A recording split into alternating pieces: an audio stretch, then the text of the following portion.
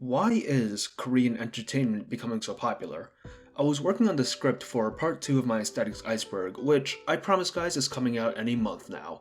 One of the terms on the iceberg was Hallyu, a Chinese term meaning Korea wave, which refers to the absolute surge in popularity of Korean entertainment over the past decade. And I realized just how prevalent Korean entertainment had become, even without me being overtly aware of it. I mean, we have stuff like K-pop carving out a sizable global following in the music industry, as well as Korean films like Parasite getting so much recognition that it won the Best Picture award at the Oscars a couple years ago. But for all this time, I had just viewed these as individual events that were not connected, but after seeing that the phenomenon had been given a name, it forced me to take a look at these overall trends. And around the time I was thinking about this, a new show started to make itself known. Well, to say the least. You might have heard of it, since it's now the #1 show on Netflix and absolutely dominates pop culture. Yes, I am talking about Squid Game. Now, after I saw the overnight success of the show, I knew I had to explore the reasons behind South Korea's growing prominence in the entertainment industry, since Korean entertainment is only going to become bigger in the future. So, I dove into the research. I read academic papers and listened through professional panels, just to answer the question, why is South Korean entertainment becoming so popular? I realized that this is a story going back decades. And I also realized that this was actually planned by the South Korean government. Today, we're going to talk about the expansion of South Korean soft power. So what is soft power? Soft power is a form of international influence that isn't based on military or diplomatic might. While forms of soft power have been used throughout all of human history, the master of implementing this concept and using it to its fullest is the United States of America. American culture has been prevalent throughout the world for around a century now. Hollywood was already dominating the film industry worldwide since approximately the 1930s. However, it wasn't until later that the true extent of American soft power would be realized. In the decades following World War II, movements for independence had the once great empires of Britain and France basically lose all their colonies, or in other words, lose their hard power. The old powers of France, Britain, and Germany had been decimated during the Second World War, and now the new powers on the global stage were the United States and the Soviet Union. And rather than fighting directly in a hot war, the new major conflict was a Cold War between the economic systems of the two countries, capitalism and communism. This points to a trend where military power by itself was losing its importance in a world that was becoming further interconnected. Initially, the United States attempted to beat communism through proxy wars like Korea and Vietnam. However, as the Cold War progressed, it became apparent that American culture would be just as powerful. In the latter half of the 20th century, American music, movies, TV shows, and food would be consumed all around the world. The Cold War eventually ended in an American victory, not because of any military action, but because of slow Soviet integration of Western ideas, such as the policy of perestroika, which liberalized the USSR and allowed the economy to adopt more of a free market approach. What can be a better symbol of the defeat of communism by capitalism than Mikhail Gorbachev, former leader of the Soviet Union, starring in a commercial for the American fast food chain Pizza Hut? У нас новые возможности. Это из-за него у нас политическая нестабильность. Да благодаря ему у нас свобода. Полный хаос. Перспективы. Политическая нестабильность. Да благодаря ему у нас есть писахат. За Горбачева! За Горбачева! За Горбачева! За Горбачева! Sometimes nothing brings people together like a nice hot pizza from Pizza Hut.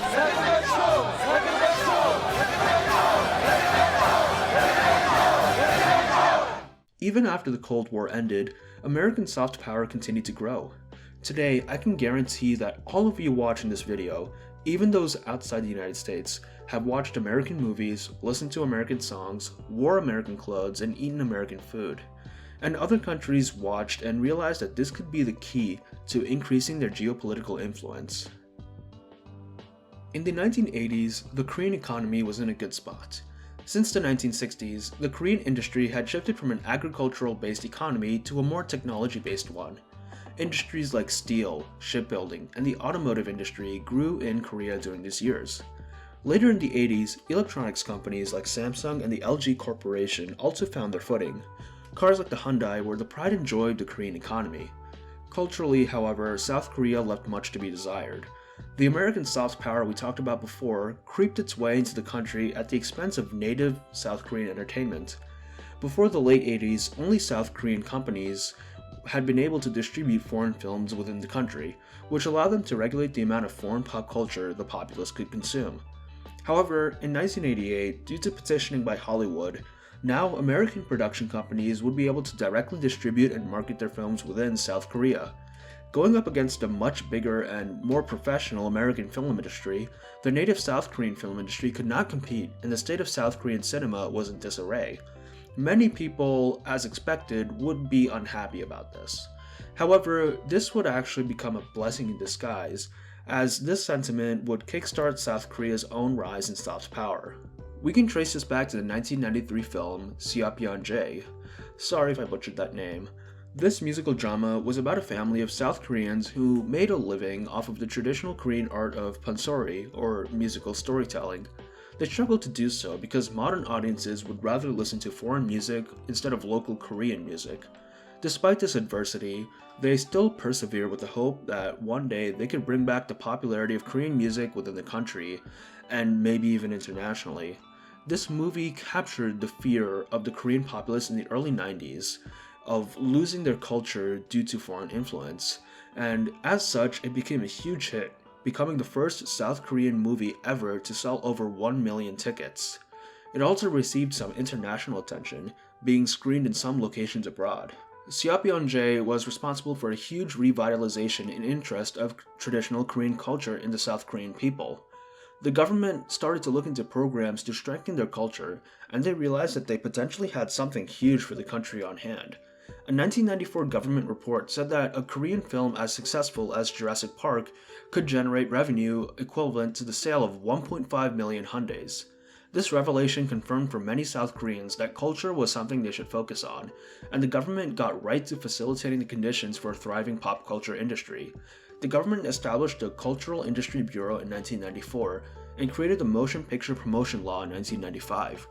In 1998, President Kim Dae-jung was inaugurated into office, and as the self-proclaimed President of Culture, he passed further legislation to support cultural creation in South Korea, like the Basic Law for the Cultural Industry Promotion. This promotion by the government worked, because by the turn of the century, Korean cinema was outperforming Hollywood movies in the South Korean market, and South Korean films were even winning awards at film festivals. The prevailing motto of the time was to quote, "learning from Hollywood," and they followed through on it, using Western techniques to facilitate, improve, and spread South Korean culture. This philosophy is best exemplified through the newly emerging music genre of K-pop. The origin of modern K-pop is actually quite interesting. The title of the first modern K-pop group could be given to the band Seo Taiji and the Boys. They performed their first song, called I Know, at the 1992 MBC talent show. The band's innovative fusion of Western hip-hop, multilingual lyrics, and emphasized synchronized dance moves was something that truly was the first of its kind. They ended up placing dead last at the competition. However, that wasn't the end of their story. Shortly after their astounding loss at the talent show, the band released their debut album, named after the band, and that was a huge success, selling over 1.5 million copies in a month. The addition of American pop and rap aspects really fostered the popularity of K-pop within the country, and eventually this hybridization would lead to K-pop's international success. By the end of the decade, K-pop would be the top musical genre in South Korea and would begin its ascent to international prevalence. We can owe this to a man named Lee Soo-man, founder of SM Entertainment. Soo-man solidified the idea of the K-pop idol, and was the first guy to force potential idols to undergo brutal training and supervision. He'd literally conduct research to figure out what audiences wanted, and then use that data to find potential talent and groom them under a rigorous program to hopefully create a hit group. And his method, while dehumanizing, worked. He used this method to form the idol group HOT, and after he finished his research and training, the idol group became a huge success, selling over 10 million copies of their music. After he and his company created other idol groups using the same process, he realized that the international market was lucrative and forced his stars to undergo language training in order to increase their appeal abroad. Eventually, K-pop grew popular in other Asian countries like Japan, China, and Vietnam, and they would be used as diplomatic influence if you can believe it. Because let's say if you're a Vietnamese politician, you may be ambivalent towards the South Korean diplomats visiting, but then you realize the actors starring in the show you watch every evening are tagging along with them, so now you'll suddenly be a lot more friendly towards them, even subconsciously. And this is a situation that actually happened. Also, by promoting your pop culture abroad, there will be a lot more young people who will want to learn your language and maybe even move to your country, which is beneficial for both your image and your economy. By the late 90s and early 2000s, after the Asian economic crisis, Korean entertainment had grown to reasonable popularity in East and Southeast Asia. However, South Koreans would still have to wait over a decade in order for their cultural exports to go truly international. In the 2000s, the majority of Western attention to Korean entertainment would be in the form of screenings at film festivals, hardly a medium that would be able to popularize the films among the masses. The truth is that at the time, people were still stuck in traditional forms of distributing entertainment. While the internet was established and widespread at the time, it was still in its quote-unquote Wild West era, nowhere near the driving force of culture that it is today. If you wanted to show a movie to a lot of people, you better hope you could find theaters willing to screen it for you. If you wanted to watch a TV show, it had to be airing on cable TV. Hell, at the time many musicians still wanted to sell their music through records and CDs, looking down on digital distribution sites like Napster. It was only thanks to iPods, which rose to prominence in the mid-2000s, that many artists were even willing to make the switch to digital. The truth is, in this time, if you were a South Korean artist, there was little to no way your work would be popularized outside the Asian sphere. However, once we hit the 2010s, we start seeing a shift in the status quo thanks to the maturation of the internet, or more specifically, popular social media. By the early 2010s, YouTube was an established juggernaut on the internet, as well as an international platform for sharing videos, and sites like Facebook and Twitter facilitated the spread of discussion about a certain subject, allowing for trending topics to become even more popular. This new internet connected ordinary people around the world, and for our purposes, it finally allowed for South Korean entertainment to reach the global audience.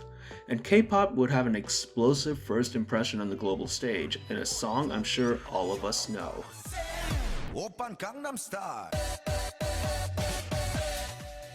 The overnight global popularity of Gangnam Style is a very interesting story in and of itself, and not only in how the song achieved such a status, but also in how unconventional the song was by K-pop standards. Despite arguably being the most successful individual K-pop song of all time, and many Westerners' first introduction to South Korean entertainment, Gangnam Style was a satirical criticism of both the K-pop industry and South Korean society. The singer Psy was a very unconventional and controversial figure in K-pop. I mean, at the time of Gangnam Style's release, Psy definitely didn't fit the K-pop idol archetype, in both his body type and his age. And this was after over a decade of controversy for him. In 2001, he had actually been arrested for drug possession, which in South Korean society would be a death sentence for any K-pop idol, as they were expected to maintain a clean image. Afterwards, he would become known for his inappropriate and satirical music, with his first album getting him fined for its content, and his second album outright being banned. However, he did gain an audience through his offensive music, and by 2012, he was an established star and was working with one of South Korea's biggest entertainment companies. They were working on his new album, with the highlight being Gangnam Style, a song they were grooming to be a hit domestically. Gangnam Style was criticism of the flamboyant and excessively wealthy lifestyle of the upper class of South Korea, exemplified through the district of Gangnam, often called the Beverly Hills of South Korea, and ironically, also Psy's hometown. Also ironic was the fact that the music video for the song included many contemporary South Korean stars, such as viral internet sensations, talk show hosts, and other K-pop stars. Psy was also known for his unique choreography, and he and his team worked for 2 months on developing a move that could go viral, and they ended up with the now famous horse riding dance. The song was ready to release, and on July 15, 2012, it was uploaded to YouTube, and it went viral, getting over 500,000 views in less than a day, which, remember, was really good for early YouTube. However, its international success would be just ahead, and this was planned by KG Entertainment, Psy's record label. They would use the power of social media, especially Twitter. Yeah, it's fitting because now most Western K-pop stans are found on Twitter, but in this case it wasn't ordinary people fueling discussion. It was planned by YG Entertainment and used many Western celebrities. Basically, YG Entertainment and Psy worked together to try and make Gangnam Style as internationally appealing as possible. They did this through having Gangnam Style's chorus focus less on words and more on a catchy, recognizable tune that transcends language, a staple of modern K-pop. They also understood the power of social media, and realized that their millions of subscribers across relevant channels could help boost their views. Also, they knew that many of the celebrities involved in the song would spread the word of the song on Twitter, further increasing its online presence. Time magazine and Mashable would cover the success of the song in the month following its release, and this caught the attention of Scooter Braun, who was Justin Bieber's manager at the time. And he would contact Psy and eventually become friends with him, and as Justin Bieber's manager, he knew a lot of powerful people in the industry. He was able to get Psy a performing spot at the MTV Awards, and even an appearance on The Ellen Show alongside Britney Spears. This obviously brought more attention to the song, as not only was it performed on national television, but now celebrities like Britney Spears, Tom Cruise, and Katy Perry were tweeting about it. People on the internet loved the song for all the reasons mentioned, and they would make their own parodies and videos of the song, further increasing the popularity. Despite basically being a one-hit wonder, Gangnam Style proved that K-pop, and by extension South Korean media, had global appeal. Obviously, it wasn't just Psy and his company attempting to cross over to the West. There have been other idols like Rain and Girls' Generation attempting to breach the American market in the mid-2000s and early 2010s, but the culture of the time inhibited real success, and they still tried to do so in the more traditional way of live shows and record sales instead of utilizing the internet.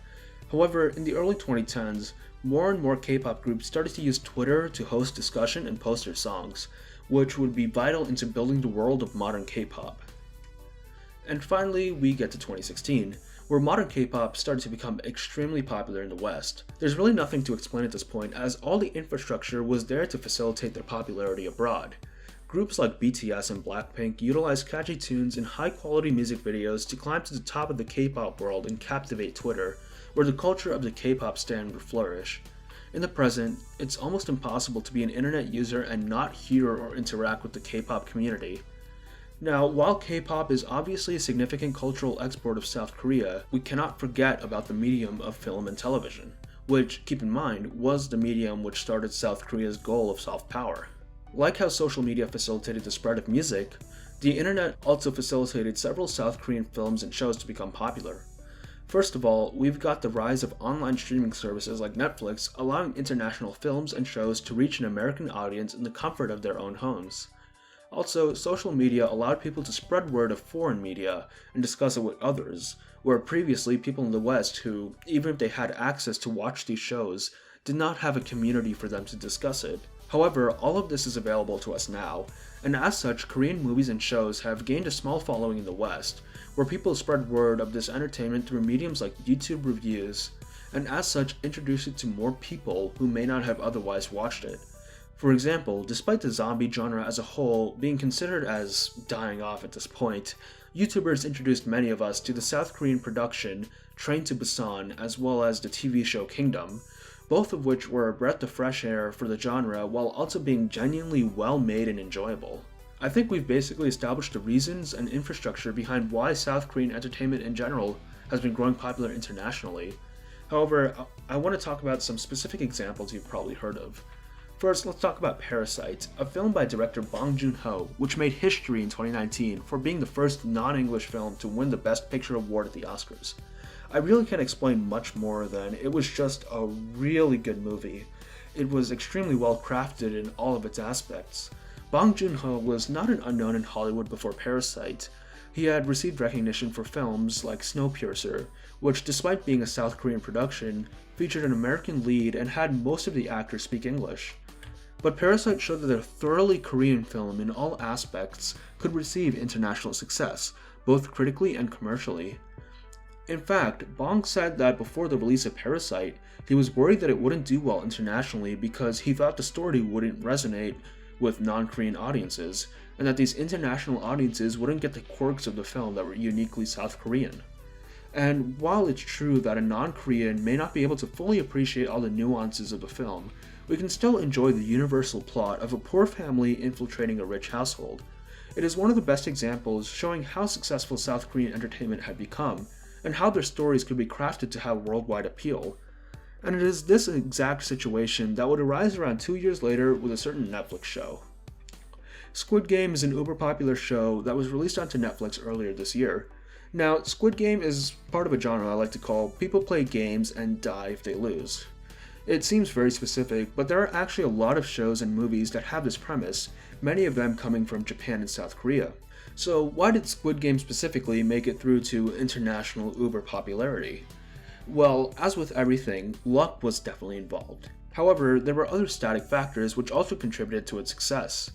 First of all, there's the fact that Squid Game had the branding and funding of Netflix. During the pandemic, a lot more people paid for Netflix subscriptions and actually had the time to watch content put out by the streaming platform.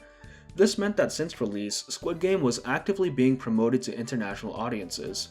Most other movies or shows from Japan and Korea would be produced by smaller local companies, and would have to struggle to even get their show promoted to international audiences on platforms like Netflix. Also, the other movies and shows in the genre tend to be a low-budget production. And being low budget isn't a criticism of the enjoyability of the show, it's just a lot harder for something that's low budget to become popular among Western audiences if it was foreign. Squid Game had the funding of Netflix, which gave it a budget of over $20 million, which is a lot more than many foreign media receive. However, there is more to Squid Game, as other shows and movies have fallen under the same criteria, such as Alice in Borderland. It was also a Netflix show with a similar premise and substantial budget that was released during the pandemic.